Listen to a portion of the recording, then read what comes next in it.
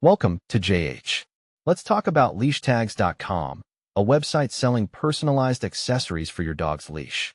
You've seen them before, those quirky little tags that say Drama Queen or I do what I want, because apparently, our pets need to express their inner monologue through cheap plastic. It sounds cute enough to make you reach for your wallet, but before you hit that buy button, let's see if this site is actually a good boy or just a stray looking to snatch your data. First off, their privacy policy claims to be effective from June 2024, yet the domain registration says October 2025. Unless these people have mastered time travel alongside pet retail, that's a massive red flag. New domains are always a bit of a gamble, but one that technically hasn't been registered yet in our current timeline is next-level sketchy. It's hard to have a track record of reliability when you're operating from the future. Next up, let's look at their customer support, or the lack thereof. They only offer an email address, no phone number, no live chat, and certainly no accountability. If your order goes missing, you'll be left shouting into a digital void and hoping for a reply sometime in the next decade.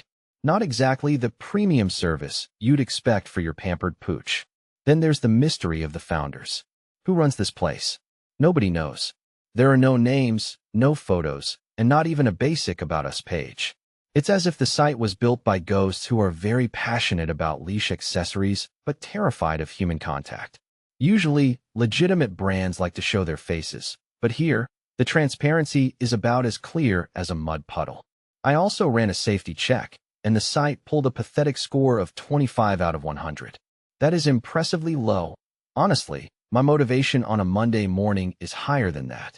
To make matters worse, I couldn't find a single customer review on Trustpilot or Reddit.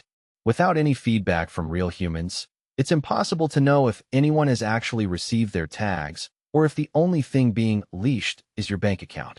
Putting it all together, Leashtags.com is looking incredibly risky.